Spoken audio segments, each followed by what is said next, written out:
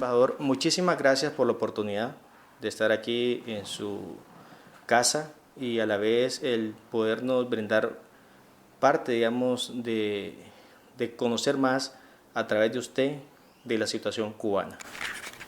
Bueno, muchas gracias por haber venido y placer poder responder sus preguntas. Señor embajador, hay muchas dudas con referente, digamos, a Cuba. Por estar aquí en Costa Rica, la oposición en algún determinado momento ha señalado a Cuba donde deja una imagen prácticamente brusca de la libertad y la situación de los cubanos en La Habana. ¿Es esto cierto? Mire, Cuba y nuestra revolución, a partir del año 1959, ha sido víctima de la industria del embuste y la calumnia.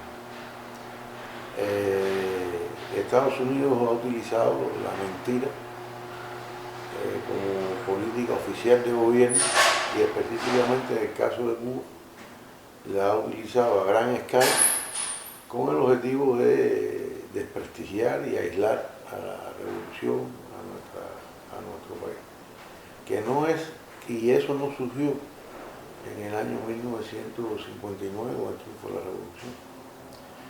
Bajo mentiras, Estados Unidos buscó la justificación, si se le puede llamar de alguna forma, para intervenir en la guerra de independencia, cuando ya prácticamente estaba ganada a favor de las tropas mambisas del Ejército Libertador, y nos ocupó durante 4 años, y durante esos 4 años de ocupación militar, todavía hoy arrastramos la presencia en Cuba de una base militar norteamericana en la bahía de Guantánamo contra la voluntad de nuestro pueblo, que además fue convertida por el presidente George Bush en un centro de tortura y donde se violan los derechos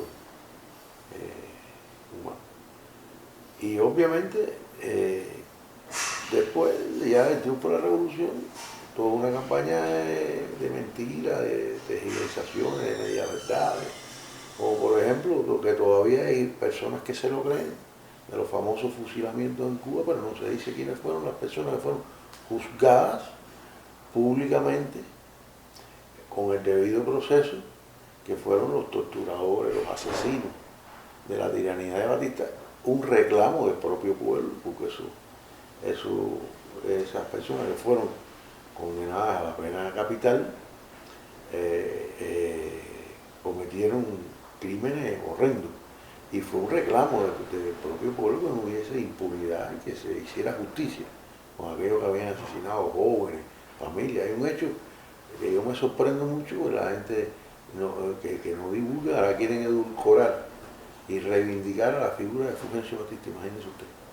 Y ahora quieren edulcorar la tiranía de Batista, pero nos hablan de la Pascua Sangrienta, donde asesinaron a más de 20 jóvenes cubanos en distintas ciudades del país.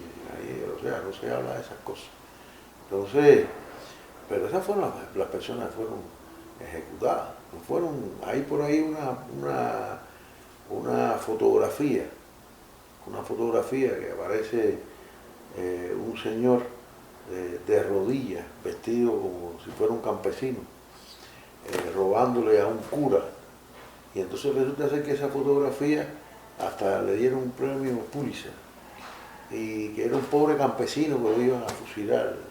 Y resulta ser que ese era un asesino, un torturador, que había sido condenado por sus crímenes a la pena capital. Y en aquel momento hubo una operación que le llamamos Operación Verdad, donde se invitaron a más de 300 periodistas de la región para que fueran allí y constataran en los hechos que no había ningún baño de sangre, ni que eran ejecuciones festinadas, ni nada por el estilo. Pues se aplicaron las leyes de nuestro país, y además bajo el reclamo de la mayoría de nuestro pueblo. Por ahí están las encuestas en aquel momento que publicó la revista Bohemia, sobre el apoyo que esas medidas tuvieron en nuestra población, porque lo que se reclamaba era justicia después de años de asesinatos, torturas, desapariciones, de una dictadura sangrienta como fue la de Fulgencio Batista.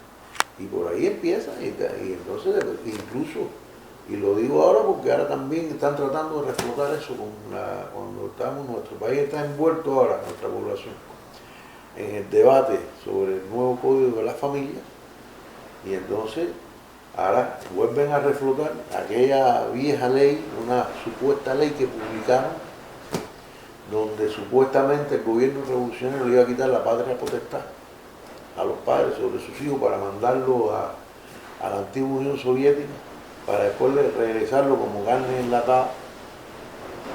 Y entonces eso provocó aquella operación de la CIA con un sector de la Iglesia Católica que se conoció como la Operación Peter Pan, donde sacaron a más de 14.000 niños de Cuba sin sus padres, muchos de los cuales después, producto de eso, que estuvieron años separados de su familia, de sus padres, etc.,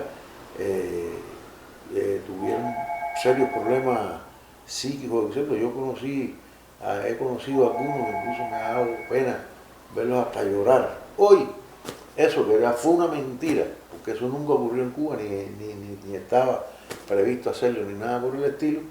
Entonces, hoy vuelven a reflotar eso con el fantasma de que ahora el nuevo Código de las familias, que está siendo discutido por nuestro pueblo, entonces ahora hay una nueva figura que está en el proyecto del código, que es, en lugar de patria potestad, responsabilidad parental, que es lo que está incluido incluso en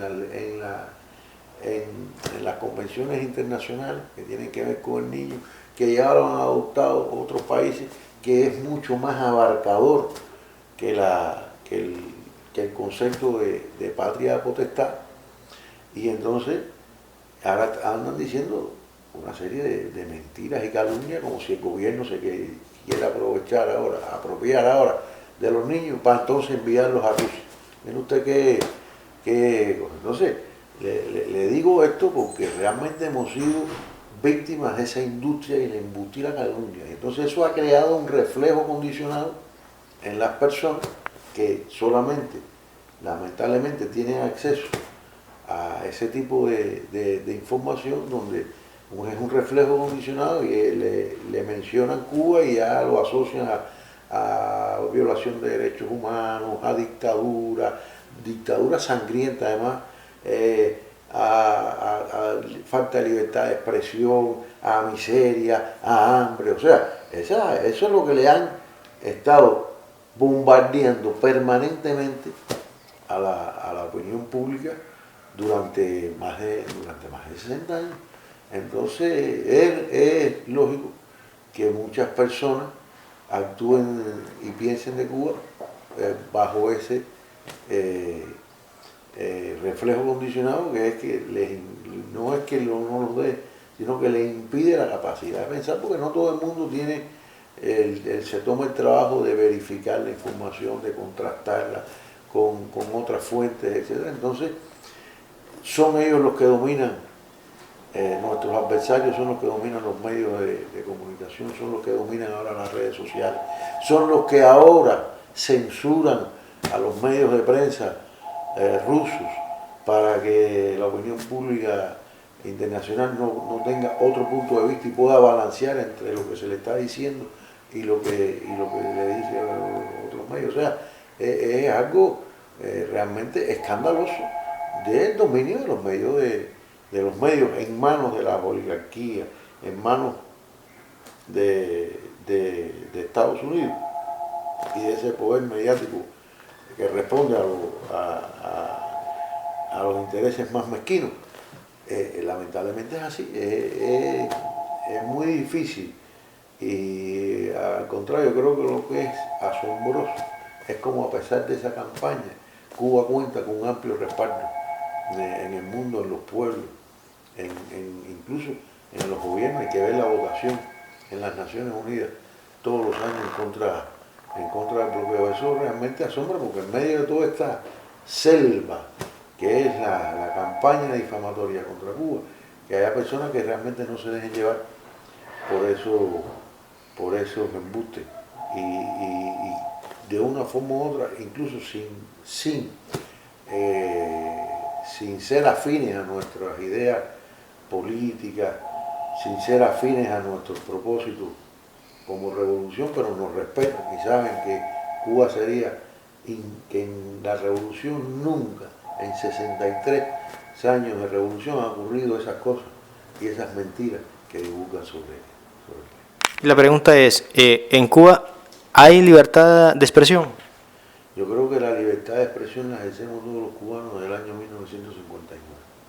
En Cuba a nadie, y eso se lo puedo asegurar categóricamente, a nadie se le sanciona, se le condena por pensar diferente. En Cuba lo que se sanciona y se condena son a las personas que actúan bajo instrucciones de una potencia extranjera que nos bloquea y que nos agrega.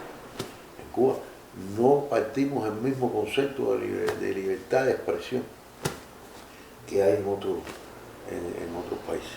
No esa es donde los medios están en manos de empresas, que son empresas mediáticas, no son. Entonces, nosotros tenemos nuestros medios y nuestro pueblo se expresa. Fíjense si nuestro pueblo se expresa. Yo quiero que alguien me diga a mí, me ponga un ejemplo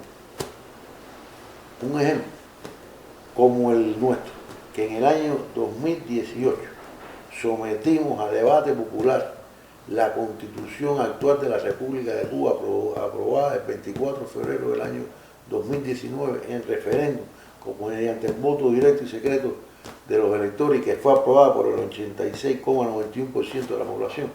Que alguien me diga a mí en qué país se ha discutido y debatido la Constitución del país a nivel popular, en centros de trabajo, en barrios, en centros de estudio, en todo,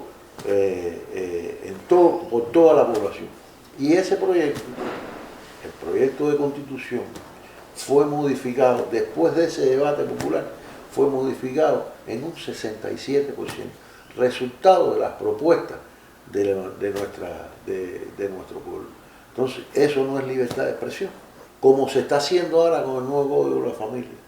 Ahí no es que nos reunimos en el barrio, en asamblea, empezamos a debatir, hacemos propuestas y se someten a votación las propuestas. No, ahí se recogen todos los planteamientos, todos. Se recogen y se elevan a la Comisión Central, que después los evalúa y con una idea de consenso prevalecen las propuestas y los planteamientos que mayor consenso tienen. Y si hay que modificar el proyecto, se modifica. E incluso se toman en cuenta tal vez planteamientos que no son de la mayoría, pero que son razonables y son correctos, y se incluyen también en los textos. Entonces, ¿se ejerce o no se ejerce la libertad de expresión? Y ahí tienen cabida todo el mundo, los que apoyan a la revolución y los que no apoyan, todo el mundo, sin distinción alguna, porque tenemos otra concepción de participación popular. Mire, sería imposible, ¿cómo le puedo decir? Un pueblo que con la cultura, con los niveles de educación que tiene nuestro pueblo, con el intercambio que tiene, porque Cuba no ahora, porque estamos todavía con el tema de la pandemia y a nivel mundial, etcétera, pero que la visita, hasta el 2019 la visitaban más de 4 millones de turistas que se pasean por las calles de La Habana, que intercambian con nuestro pueblo, etcétera. Es imposible pensar que un pueblo así no tenga información, no tenga capacidad de pensar. Eso es subestimar a los cubanos, honestamente. Decir que en Cuba no hay libertad de expresión es subestimarnos a nosotros. ¿Qué piensa la gente que somos nosotros? Que no somos capaces de razonar por nosotros, de tener ideas propias. Ahora, que haya personas que piensen diferente, también piensan diferente. ¿Y qué? ¿Y qué pasó? No les pasa absolutamente nada por pensar diferente. Te lo digo porque nosotros hasta en nuestra familia tenemos personas que piensan diferente a nosotros y no les ocurre absolutamente nada. Eso es totalmente falso, de que en Cuba, eso yo lo rechazo categóricamente. Totalmente falso que en Cuba a las personas se les persiga o se les sancione por pensar diferente. Porque, bueno, estamos hablando de que entre votos en contra, nulo y anulado, son un poco más de 1 millón de votantes los que no aprobaron la Constitución. Y en Cuba no hay 1 millón y tanto de personas presas, ni detenidas, ni perseguidas. Y no votaron. Yo le voy a dar el beneficio de que todos los que no votaron sí están en contra de la revolución, están en contra de ese proyecto. Que no es así tampoco. Muchas personas no votaron, primero había personas que no estaban, se encontraban en el país, alrededor de 400.000 que no se encontraban en el país. Y otras que se equivocaron a la hora de votar o no votaron porque había un aspecto determinado de la Constitución con el cual no concordaban. Pero le voy a decir que son todos contrarios a la revolución. Lo voy a decir. Se lo regalo, 1 millón y pico eso. Pero es que hay casi 7 millones de cubanos que sí aprobaron esa Constitución. Hay casi 7 millones de cubanos que defendemos la revolución. Hay casi 7 millones de cubanos que queremos ese proyecto político, económico y social para nuestro país, que somos la inmensa mayoría. Entonces, si vamos a hablar de democracia, vamos a respetar la decisión de la mayoría, de la abrumadora mayoría de nuestro pueblo, el 86,91% de los ciudadanos con derecho al voto. Y por supuesto, que alguien me diga que me presente aquí un ejemplo en este mundo donde un pueblo se haya convertido en constituyente. Porque generalmente las constituciones en los países, cuando ha habido constituciones, se elige una asamblea constituyente de representantes. Y es esa asamblea la que elabora el proyecto de constitución y después lo aprueba. Pero nosotros no, nosotros nos convertimos todos los ciudadanos del país en constituyentes. ¿Y por qué Cuba? Le digo esto porque pasa algo en Rusia recientemente, pasa algo en Nicaragua, pasa algo en determinado o X país. Siempre Cuba es señalado como ser parte de esto. Como parte de que, es que, no sé, a nosotros se nos responsabiliza con cada cosa. Mire, yo creo que primero se tienen que poner de acuerdo para mentir. Antes decían que nosotros sobrevivíamos gracias a la ayuda que nos daba la Unión Soviética, los subsidios soviéticos, todas esas cosas. Entonces usted, mucha gente está, bueno, desapareció la Unión Soviética y aquí estamos todavía, 30 años después. Estamos aquí todavía. No sé. Quien supuestamente a nosotros nos mantenía, nos subsidiaba, y era la antigua Unión Soviética, pero la Unión Soviética desapareció. Entonces después que desapareció la Unión Soviética, que nos quedamos solos, ¿quién sostuvo la revolución? Es quien siempre la ha sostenido, que es la mayoría de nuestro pueblo. Ahora después empezaron a decir que era Venezuela. Bien, que era Venezuela y Chávez y el petróleo venezolano. Y ahora dicen lo contrario, ahora dicen que la revolución bolivariana se mantiene en el poder por Cuba, porque es Cuba. Entonces, pónganse de acuerdo para mentir, ¿no? O es una cosa o es la otra. Pero entonces es a su conveniencia. Entonces, igual que si en Nicaragua, que si es porque Cuba lo apoya. No, señor, Nicaragua tiene su propio gobierno, su propio pueblo, y han luchado mucho por ser un país independiente y soberano. Es un problema de los nicaragüenses, como es un problema de cualquier otro, o de los bolivianos, etc. Nosotros no tenemos nada que ver en eso. Que nosotros somos solidarios con esos procesos de emancipación, con esos procesos que buscan reafirmar su soberanía, su independencia. Sí, somos solidarios con ellos, claro que sí, somos solidarios y cuentan con nuestro apoyo y de una u otra forma coordinamos en los mecanismos que tenemos como la Alianza Bolivariana para la América, el ALBA TCP, y tenemos coincidencias en muchas cosas, en otras no tenemos coincidencias, como porque no se puede conseguir plenamente en todas. Hay posiciones que un país la ve desde un punto de vista y el otro la ve desde otro punto de vista, pero nos respetamos como países hermanos que somos y luchamos con un mismo propósito, que es alcanzar la verdadera y definitiva independencia de nuestro continente, de la que habló Che, de la que habló por los sueños que lucharon nuestros próceres, Bolívar, Martí, San Martín, Hidalgo, Morelos, Morazán. Por eso estamos trabajando en nuestro continente, en la CELAC, por la unidad dentro de la diversidad, por hacer real y que se cumpla la proclama de América Latina y el Caribe como zona de paz, que está basada precisamente en el respeto de la diversidad que hay en nuestra región. Cuba no le dice a nadie que para tener relaciones con ella tiene que cambiar su sistema político. Sin embargo, a Cuba se le quiere imponer lo contrario. Nosotros, hay algunos países que nos exigen que hagamos cambios para tener relaciones con nosotros.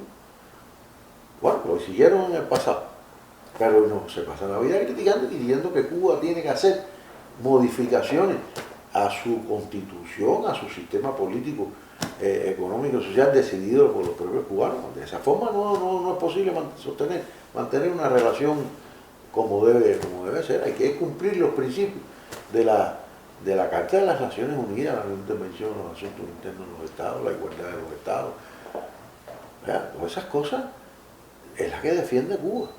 Pero entonces aparecemos como la oveja negra de la familia, ¿no? Porque defendemos, esos son principios que defendemos nosotros. Cuba siempre se ha visto, porque habló de ser solidario, Cuba siempre ha sido solidario en diferentes situaciones de emergencia, enviando médicos o ayudando de cierta forma, pero esto aún así es señalado como malo y forzado por parte de la oposición cubana. Sí, nosotros por ejemplo, Estados Unidos, responsable del tráfico de seres humanos, incluso para comerciar órganos, nos acusa a nosotros de trata de personas en relación con las brigadas médicas cubanas. No son capaces de enviar un médico a ningún país, a esos lugares recónditos donde única y exclusivamente van los médicos cubanos y el personal de salud cubano, y entonces nos acusan a nosotros de trata de personas, cuando es una ayuda totalmente solidaria y bajo el principio que nosotros compartimos lo que tenemos, no damos lo que nos sobra, porque a nosotros no nos sobra absolutamente nada.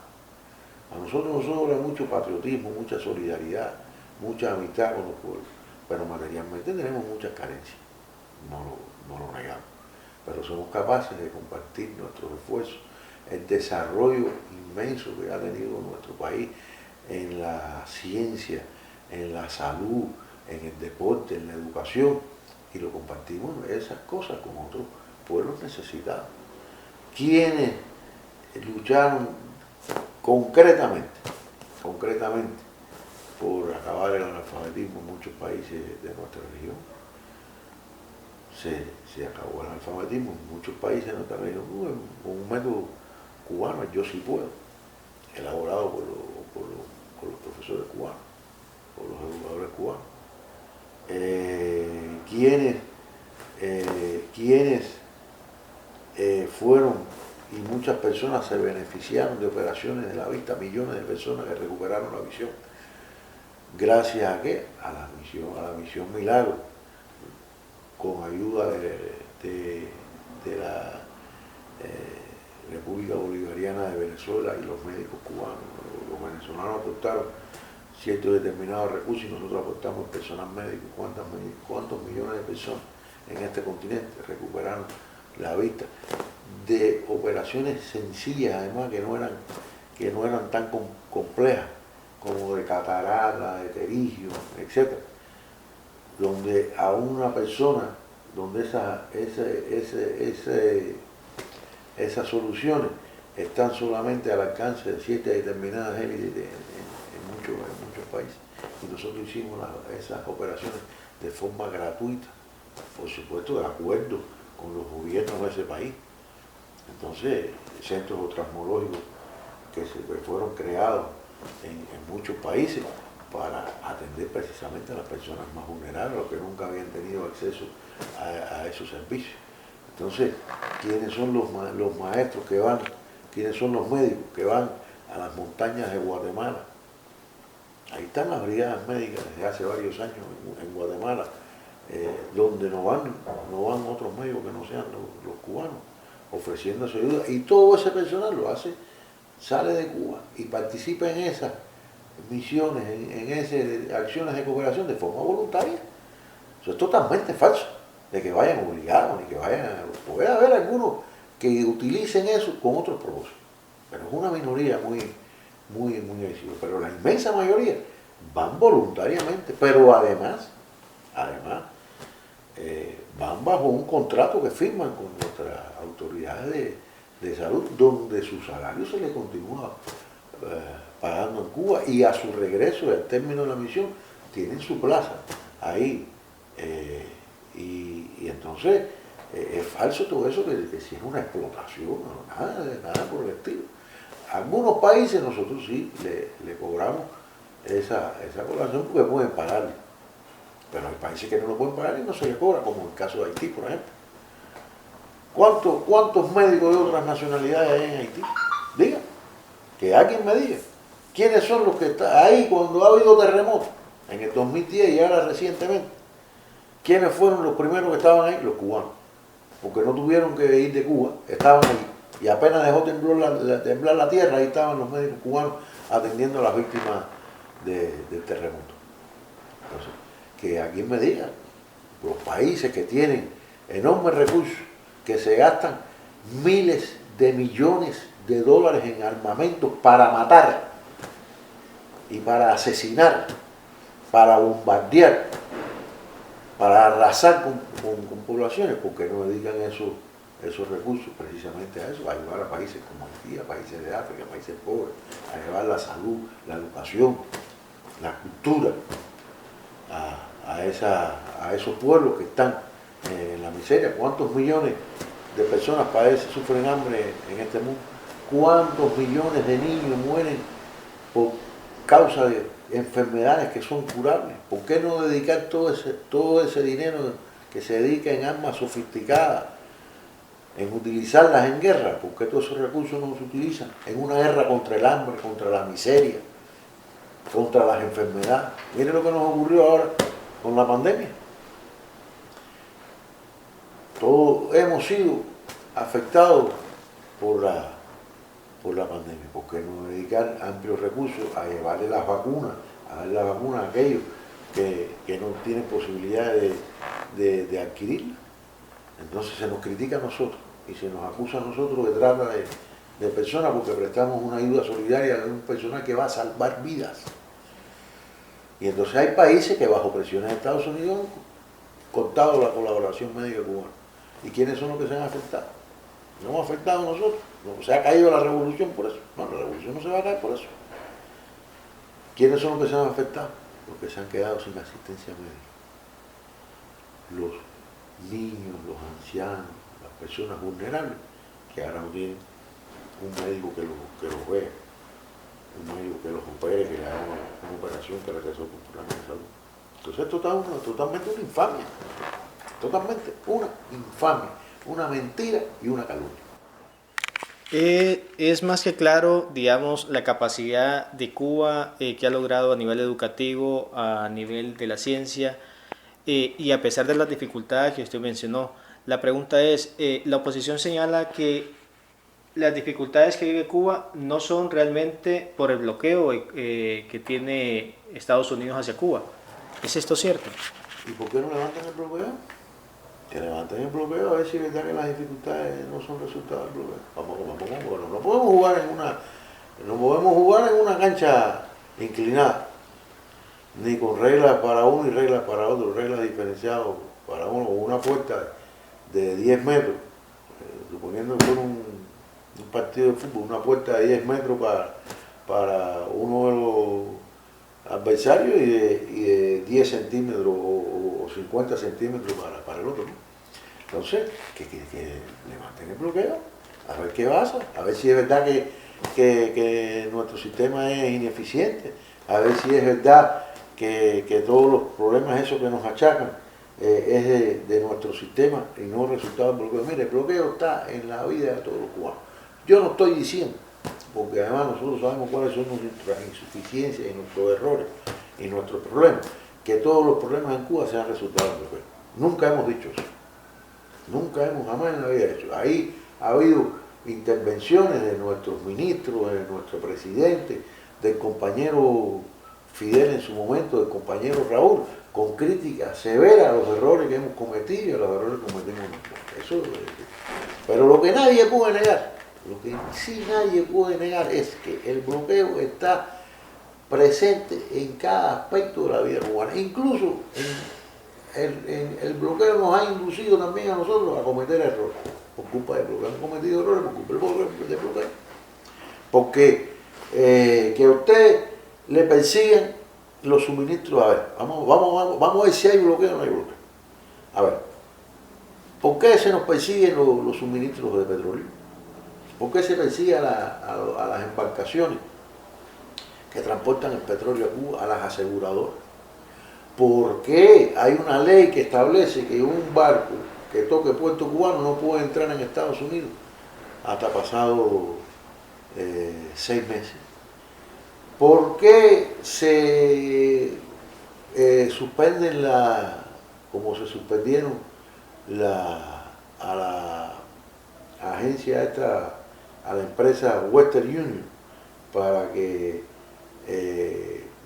tramitara la remesa de los cubanos que viven en Estados Unidos o en otros países que quieran enviarle remesas a sus familiares?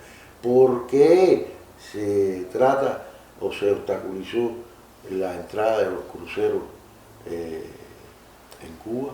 ¿Por qué hay una ley, la ley de Estados Unidos establece que de Estados Unidos no le podrá comprar un producto a nadie, a ningún país que tenga más de un 10% de níquel cubano? ¿Por qué nosotros no podemos comprar en Estados Unidos? Porque alguien que me diga que nosotros podemos comprar en Estados Unidos si no es algunos productos bajo licencia y pagados directamente en efectivo y no como lo hace todo el mundo, que lo hace a través de transacciones financieras y bancarias. ¿Por qué Cuba no puede utilizar la moneda norteamericana en sus transacciones internacionales? ¿Por qué se sancionan a bancos de otros países por tener relaciones financieras con Cuba? Vaya aquí a cualquier banco incluyendo un banco estatal costarricense, y pregúntale si usted puede hacer una transacción a Cuba. Mucha gente llama aquí cómo sería para hacerle llegar un dinero a su familia en Cuba, o costarricenses quieren hacerle llegar un dinero a amistades en Cuba. Pregúntele a ver, vaya a un banco y pregúntele a ver por qué no pueden hacerlo. Costa Rica no nos tiene bloqueado a nosotros. Costa Rica vota todos los años en contra del bloqueo. Pero vaya a ver por qué. Pregúntele a un empresario costarricense que tenga relaciones con Cuba si él puede recibir directamente de Cuba, en el caso de que tenga que cobrar algo, los pagos, o si él tiene que pagar algo a Cuba, si él lo puede pagar directamente y no tiene que transitar a través de una tercera moneda por otro país, a veces hasta de Asia, para poder hacer una transacción y tener una relación comercial con Cuba que es beneficiosa para ambos países. Se pregunten esas cosas, que me digan a ver si eso no es bloqueo. ¿Qué cosa es eso entonces? A un país que se le trata de asfixiar, que me digan a ver por qué, alguien que responda por qué, si hay 7 cables submarinos que pasan alrededor de Cuba para las comunicaciones, ¿por qué Cuba no se puede conectar a él? ¿Por qué le impiden a Cuba conectarse a él? Durante muchos años tuvimos nuestras conexiones de internet, todas estas cosas, vía satélite. Porque no teníamos un cable. A partir del año 2011, con la colaboración de Venezuela, se estableció un cable de Venezuela a Jamaica y de Jamaica a Cuba. Y eso nos permitió ampliar los servicios de internet, de comunicaciones, etc. Pero claro, eso todavía está en proceso, porque no solamente llevar el cable a la isla, después hay que toda la infraestructura y toda la gran inversión que eso requiere, llevarla a todo el país. Pero porque sí era muy fácil, nosotros no teníamos que gastarnos ese dineral, esos millones de dólares, en tender un cable submarino de Venezuela a Jamaica, y de Jamaica, si tenemos 7 que pasan alrededor de Cuba, cerquita ahí. Pero son norteamericanos y no nos dejan. ¿Por qué? Que nos digan por qué, alguien responda por qué no nos dejan hacer eso. Si es que no estamos bloqueados. Dicen que no hay bloqueo. Que nos digan, que alguien diga por qué, por ejemplo, en plena pandemia, nos bloquearon la adquisición de respiradores artificiales. Que nos digan a alguien por qué las empresas norteamericanas o empresas en Europa adquiridas por norteamericanos no le permitieron a Cuba comprar los respiradores artificiales para atender a los pacientes graves de la COVID. Que alguien me diga qué cosa es eso. Si eso no es un bloqueo criminal tratando de crear problemas en nuestro país para derrocar la revolución. Que alguien me diga eso. Y les pediría, levanten el bloqueo y vamos a ver qué pasa. Levanten el bloqueo a ver qué pasa. Yo lo que sí les puedo decir, porque se habla mucho de Cuba. Mire, un país que el bloqueo le ha causado más de 100.000 millones de dólares. Creo que son más de casi 1.000 millones de millones de dólares. Durante todos estos años. Que ha tenido que enfrentar guerra bacteriológica, guerra química, invasiones mercenarias, acciones terroristas que han causado la muerte de 3.478 cubanos, de un bloqueo genocida y criminal, enfrentado a Estados Unidos permanentemente, y que todavía sobrevive 63 años después, y que no haya podido ser derrotado. Entonces, su sistema económico puede tener deficiencias. Nosotros somos los primeros críticos de muchas cosas que se hacen mal hechas en nuestro país. Pero es un sistema que ha tratado, que ha sido capaz de llevarnos hasta el día de hoy, y de que en Cuba no haya desnutrición infantil, de que Cuba tenga los índices de mortalidad infantil más bajos de este continente, incluso que Estados Unidos, de que en Cuba la esperanza de vida al nacer esté casi cercana ya a los 80 años, de que Cuba sea capaz de producir 5 vacunas contra la COVID-19 con esfuerzos propios y con el desarrollo científico, de que nuestro país sea capaz de vacunar, de ponerle 13 vacunas a los niños cuando nacen, de las cuales 8 son cubanos, de tener un producto como el único en el mundo para prevenir las amputaciones de los miembros inferiores en caso de la úlcera de pie de diabetes. Y por ahí, ¿qué les puedo decir? Les puedo decir muchas más cosas. Hay muchas más cosas para hablar del desarrollo de las ciencias en Cuba. Y eso es producto, resultado de nuestro sistema. Que se hayan graduado más de 1 millón de profesionales en nuestro país. De que no haya analfabetismo en Cuba. De que se hayan hecho decenas de universidades en nuestro país, donde todo aquel que quiera y tenga la posibilidad tiene la posibilidad para estudiar, para hacer una carrera universitaria. Entonces, donde un país, lamentablemente, donde hay personas que viven sin trabajar, lamentablemente, hay gente que vive sin trabajar, sí. Eso es un error. Nosotros no queremos que todo el mundo trabaje. Pero es que en Cuba no hay prácticamente desempleo como que se conoce en otros países. Hay ofertas de trabajo y hay gente que dice, no no, porque ese trabajo no me gusta. No, yo aspiro a otra cosa. Yo no quiero trabajar en la agricultura. Hay trabajo.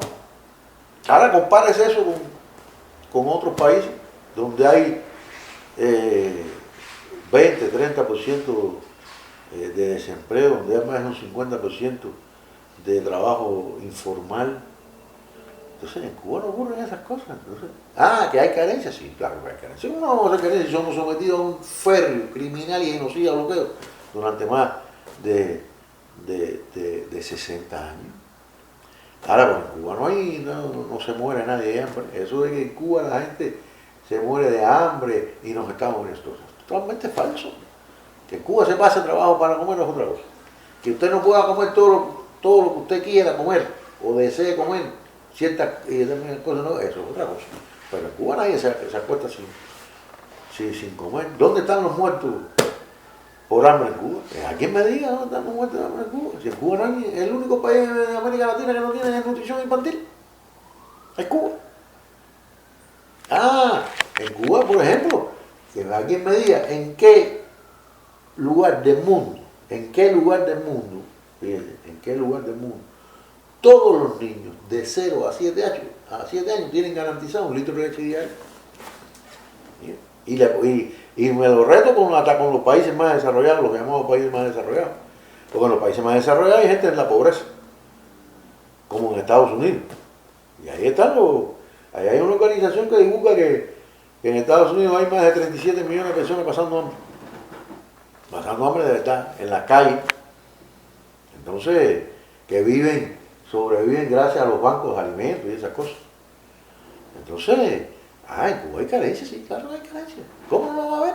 Si estamos sometidos a un criminal y genocida bloqueo, y además somos un país pobre. Ahora mismo todo el mundo está afectado con la pandemia. Todo el mundo ha sido afectado por la pandemia. Pero Cuba doblemente porque se agrava con los efectos del bloqueo. 243 medidas. Además de las que ya existían, 243 medidas más implementó el expresidente Donald Trump. La mayoría de ellos en el periodo de la pandemia. Entonces, estamos prácticamente sin turismo. Recibimos en el año 2019 4.400.000 turistas. 4.400.000 turistas. Y entre el 2020 y el 2021 hemos recibido 1.400.000. Pero es que de ese 1.400.000 en 2 años, 1.200.000 lo recibimos en el primer trimestre del año 2020. Entonces, un país una de cuyas principales fuentes de ingresos es el turismo, que se vea privado de ese turismo por las razones que sean, de la pandemia y todas esas cosas, imagínense usted cómo vamos, no digo yo si vamos a tener problemas de abastecimiento. Adicionalmente nos afecta también todo este problema que hay con la circulación de los contenedores en el mundo. 6.000 contenedores tenemos nosotros en puertos de otros países, con insumos, con alimentos, con artículos para nuestra población, y materias primas, insumos, etcétera, para nuestra industria, que no han podido llegar a Cuba por el tema de los contenedores. Entonces, imagínese usted, que alguien me diga a mí, que si eso, el bloqueo, no es el principal obstáculo al desarrollo económico y social de Cuba. ¿Por qué el interés que se percibe por parte de Estados Unidos del interés del mismo de lograr derrocar a los países de izquierda? Porque es que, recuerde, ha habido ¿cómo se llama? Han vuelto a traer la doctrina Monroe, América para los americanos, pero para los americanos del norte, no para los americanos del sur. Entonces, Estados Unidos siempre ha considerado a América Latina como su patio trasero, donde puede hacer y deshacer a su antojo, donde impone gobierno, cambia gobierno, hace lo que le da realmente su deseo. Lo ha considerado así, de hacer lo que realmente le dé su deseo en América Latina. Lo que pasa es que obviamente han surgido gobiernos populares, gobiernos que cuentan y han contado con la mayoría, con el apoyo de la mayoría, de la inmensa mayoría de los pueblos, que reafirman su soberanía y su independencia y de decidir en sus países qué hacer y no que se lo vengan a imponer a Estados Unidos.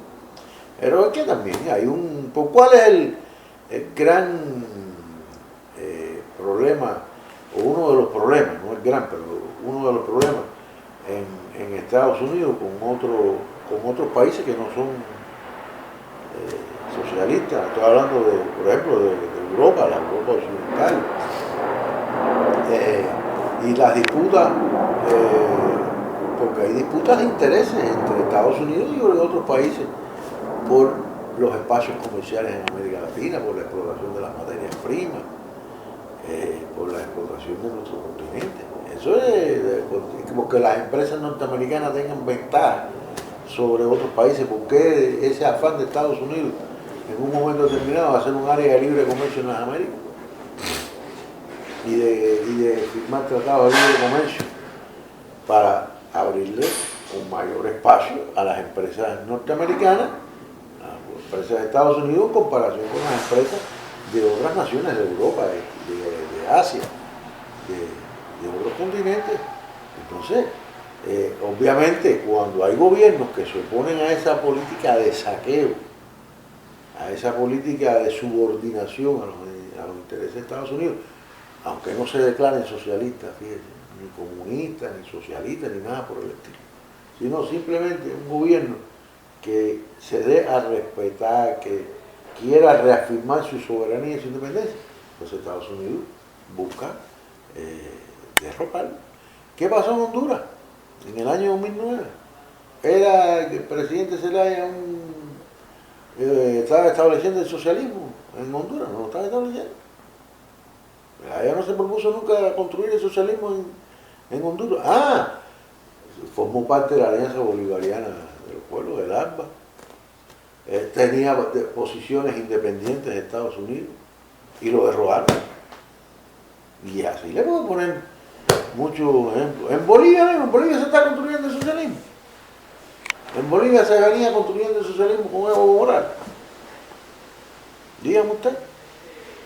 Evo Morales habló del buen vivir y de esas cosas y recuperó el gas, el petróleo y eso para Bolivia. Pero no, ahí no había lo que se conoce en teoría como un régimen socialista, y lo derrogaron. Entonces, ¿de qué estamos hablando? Estamos hablando de eso. En Brasil, durante los gobiernos del PT, de Lula primero y de Dilma Rousseff después. En Cuba, en Brasil se está construyendo un socialismo. Habían dicho que iban a construir el socialismo. Nada que ver con eso.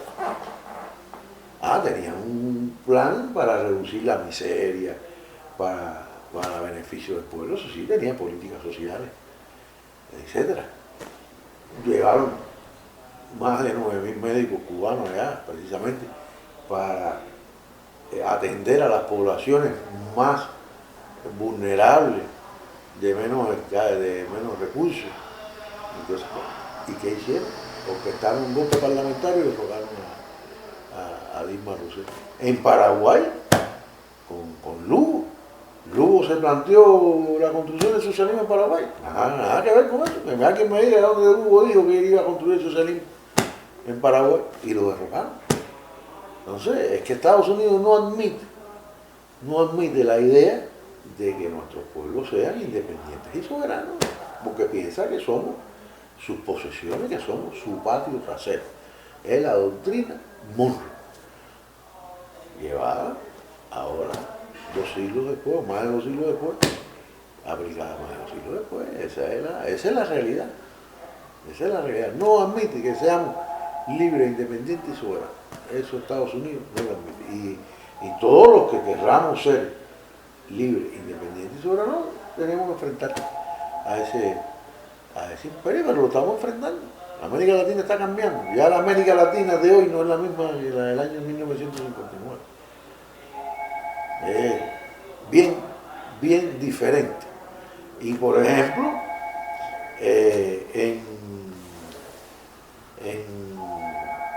en la OEA, su principal instrumento de negociación, cuando han tratado a veces de tomar una determinada decisión, ha habido una rebelión ahí en la OEA y no han podido hacer aprobar ciertas determinadas resoluciones porque se les han revelado los países, señal de que vamos alcanzando un mayor nivel de autonomía, independencia y soberanía en este continente, pero vamos a tener que seguir enfrentando eso porque Estados Unidos nunca va a admitir eso. Nunca se va a resignar ni a convencerse de la idea que nosotros somos naciones que tenemos derecho a gobernarnos por nosotros mismos, a tomar nuestras propias decisiones sin el consentimiento y sin la imposición de los Estados Unidos.